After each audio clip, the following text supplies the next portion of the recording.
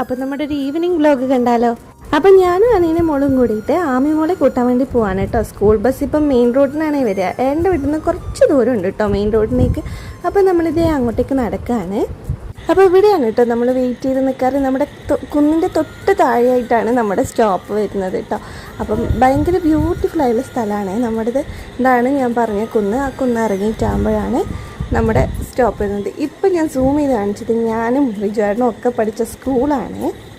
അപ്പോൾ ഇതേ നമ്മുടെ ആമിമോളുടെ ബസ് വരുന്നുണ്ട് കേട്ടോ. ഇന്ന് കൈ നിറയെ സമ്മാനമായിട്ടാണ് ആമിമോൾ വന്നിട്ടുണ്ടായത്. കാരണം നാളെ അവളുടെ ബർത്ത്ഡേ ആണ്. അതുകൊണ്ട് തന്നെ ആമിമോളുടെ ഫ്രണ്ട്സിൻ്റെ അമ്മമാർ ഇന്ന് തന്നെ അവളെ ആ ഗിഫ്റ്റൊക്കെ ഏൽപ്പിച്ചിട്ടുണ്ട് കേട്ടോ. വീട്ടിലേക്കുള്ള ഓട്ടം കണ്ടാൽ അറിയില്ലേ, ഗിഫ്റ്റ് പൊട്ടിക്കാൻ വേണ്ടിയിട്ടാണ് ഈ തിരക്കായിട്ട് രണ്ടുപേരും കൂടെ ഓടുന്നത് കേട്ടോ.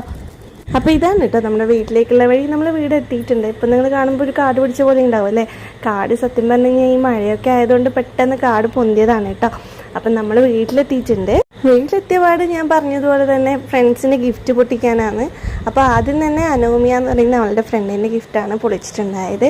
അതെന്ന് പറഞ്ഞാൽ ഈ കുഞ്ഞ് പോട്ട്സ് ഉണ്ടല്ലോ നമ്മുടെ മണ്ണിൻ്റെ, അതിന് നമുക്ക് പെയിൻറ്റ് ചെയ്യാനും പിന്നെ ആർട്ട് ചെയ്യാനും ഒക്കെ പറ്റിയിട്ടുള്ള അങ്ങനെയുള്ള സാധനമാണ്. അതിന് വേണ്ടിയിട്ട് 2 പോട്ടും കുറച്ച് കളേഴ്സും ഒക്കെ കൊടുത്തിട്ടുണ്ടായി. അവൾ ഭയങ്കര ഹാപ്പിയായി. രണ്ടാമതായിട്ട് ഹെലന എന്ന് പറയുന്ന കുട്ടിയാണ് അവളുടെ ഫ്രണ്ട്. അപ്പം ആ മോള് കൊടുത്ത ഗിഫ്റ്റാണ്. അതിൻ്റെ അകത്ത് ഒന്നിൽ ബേക്കറി ഷോപ്പ് എന്ന് പറഞ്ഞിട്ട് കുറേ സ്റ്റിക്കി നോട്ട്സും ജേണലൊക്കെ ചെയ്യാൻ പറ്റുന്ന ടൈപ്പ് ഒരു ബുക്കും, പിന്നെ രണ്ടാമത് ഈ സാൻഡ് ആർട്ട് ഉണ്ടല്ലോ നമ്മുടെ മണ്ണ് ഇതാക്കിയിട്ട് നമ്മൾ ക്ലേ പോലെ തന്നെ പക്ഷേങ്കിൽ അതിന് പകരം മണ്ണായിട്ട് കളിക്കാൻ പറ്റുന്നത്. അപ്പോൾ അവൾ ഭയങ്കര ഹാപ്പി ആയിരുന്നു 2 ഗിഫ്റ്റും കണ്ടിട്ട് കേട്ടോ.